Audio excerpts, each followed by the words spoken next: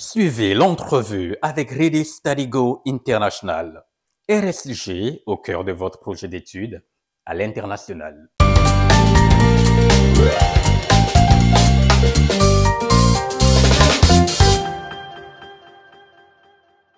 Bonjour à tous, bienvenue dans l'entrevue sur Investimedia. Au Togo, le recyclage des déchets a le vent en poupe depuis quelques années sous l'impulsion de plusieurs structures et acteurs soucieux de la préservation de l'environnement.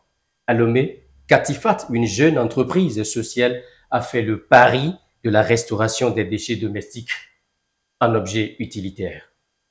Dans ce nouveau numéro, nous recevons pour vous Madame Eugénie Ayoko d'Almeida, directrice de la société Katifat. Madame Eugénie Ayoko, bonjour. Bonjour Julien. Merci d'avoir accepté notre invitation. Je vous en prie. Alors, présentez-nous Katifat. Katifat est une entreprise qui évolue dans le recyclage des déchets solides domestiques, tels que les rouleaux de papier hygiénique, les boîtes de conserve, les anciens calendriers, les boîtes de sardines, pour en faire les accessoires de bureau, le tout décoré avec les pagnes de motifs africains. Africain. D'accord. Qu'est-ce qui vous a poussé concrètement à créer Katifat?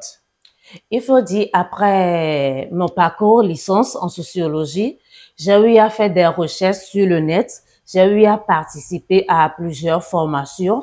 Donc, après les recherches, j'ai eu à voir qu'il y a plein de déchets qui nous entourent et parmi ces déchets, il y a un pourcentage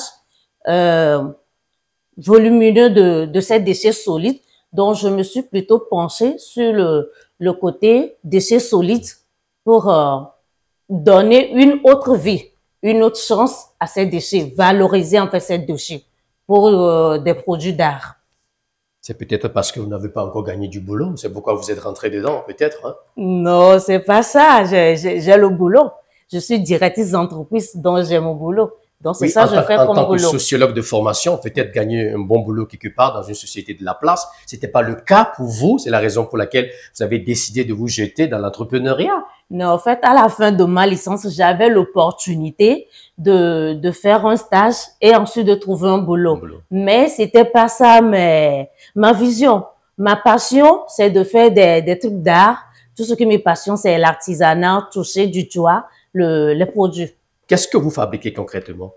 Nous fabriquons des porte-silos, des poses ordinateurs, des poses PC, des coffrets pour des coffrets bijoux, des coffrets où on peut mettre pas mal de trucs, des bijoux, des chocolats, des trombones, des coffrets à carte de visite.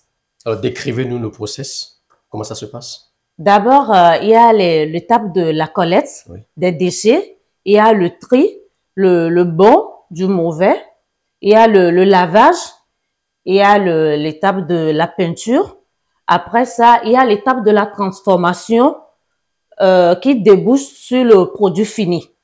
Est-ce que vous avez un soutien depuis que vous avez commencé cette aventure? Par rapport au soutien, j'ai commencé seule.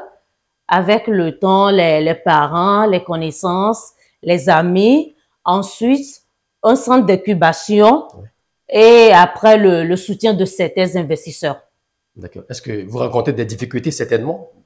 Oui, les difficultés, il y en a, les difficultés tous les jours. Partagez avec nous. Les difficultés d'abord, si un client, soit une personne vient chez moi, que je lui dis que voilà, ce coffret que vous voyez, c'est un produit, c'est un déchet que j'ai pris quelque part pour en faire, la personne est étonnée, elle est ébahie. Et après, quand je donne le prix du produit, bon, ça sonne pas bien dans l'oreille. C'est trop cher pour le client? C'est trop cher pour le client. Donc, ils pensent que alors que il y a la valeur, il y a la valeur ajoutée. Oui, plus-value. Il y a le temps qui s'ajoute à ça. Donc, tout ça, le client pense que c'est élevé, c'est cher pour lui. Oui. Mais on arrive quand même à trouver des consensus. Est-ce que ça marche? Oui, ça marche. Vous gagnez gros. Mais on gagne, mais pas encore gros, mais on vise là. On vise là. Alors, l'année dernière, vous avez été reçu par Madame le Premier ministre, Victoire Tomiga-Dogbe, en audience. Vos échanges ont porté sur quoi? Exactement. Nos échanges ont porté sur notre programme social. Katifat a un programme social, celle d'aider les jeunes filles, les jeunes mères en situation difficile, qui n'ont pas les moyens pour subvenir à leurs besoins pour leur insertion professionnelle. Donc, nous formons ces jeunes filles à avoir quelque chose sous la main, à avoir leur pain quotidien. Donc, et l'impact que ça a sur ces jeunes filles. C'est l'échange qu'il y a eu entre nous et madame. Ça fait 3 ans que vous avez créé votre institut Katifat. Quel état des lieux faites-vous?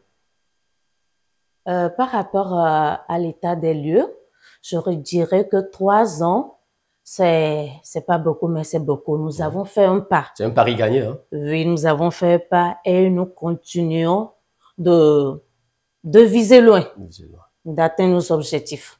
Voilà. Ce qui veut dire que les objectifs ne sont pas encore atteints, en gros. C'est pas encore atteint. Tous les jours, il y a des objectifs. Oui. Donc, au fur et à mesure qu'on avance, il y en aura encore des objectifs à fixer. Accompagner les jeunes filles et mères vulnérables grâce à vos recettes est l'une de vos missions aujourd'hui. Est-ce que vous êtes satisfaite de cette émission-là? On est satisfait de façon personnelle, mais sur le plan de l'accompagnement, c'est pas totalement, puisqu'il y a du travail. Il y a assez de jeunes filles qui sont dans le besoin. Donc, il y a encore du travail, il y a encore du chemin à faire. Si une entreprise décide de passer des commandes, comment est-ce qu'elle procède en gros? Pour qu'une entreprise puisse passer des commandes chez nous, nous avons nos pages Facebook, nous avons les pages TikTok, nous avons notre site internet, nous avons aussi nos contacts. Et pour les commandes, ça peut se faire en ligne. On peut venir livrer la personne au bureau, à la maison, ou soit la personne peut passer chez nous pour acheter son produit. Le site, c'est quoi déjà? Katifat.com. Et vos projets au moment où nous parlons, vos projets? Nos projets actuellement, c'est de voir nos produits Katifat dans la sous-région. Vous êtes uniquement basé à Lomé? Dans tout le Togo, dans la sous-région, à l'extérieur et pourquoi pas dans le monde. Le second projet aussi, c'est de créer un centre pour nos jeunes filles, un centre où les jeunes filles se sentiront à l'aise, un centre où elles peuvent venir travailler quand ça leur semble et repartir. Voilà. Merci beaucoup, Madame Eugénie Ayoko d'Almeida, d'avoir accepté de répondre à nos questions. Vous avez certainement un dernier mot? Merci du bien. D'abord, merci à vous, merci à Investi Média, merci à tous nos clients, nos partenaires, merci à tout un chacun. Je voulais placer aussi un mot. Les agendas 2024 sont déjà disponibles chez Katifat. Donc, nous faisons aussi la personnalisation de ces agendas, que ce soit un logo ou un test. Les grandes entreprises, nous sommes là pour vous servir. Ok, nous avons aussi des blocs-notes pour vos formations, vos ateliers. Donc, les blocs-notes, nous faisons aussi la personnalisation. Merci.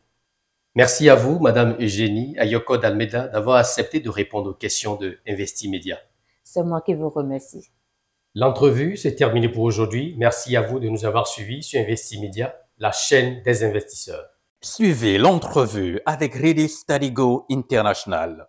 RSG au cœur de votre projet d'études à l'international.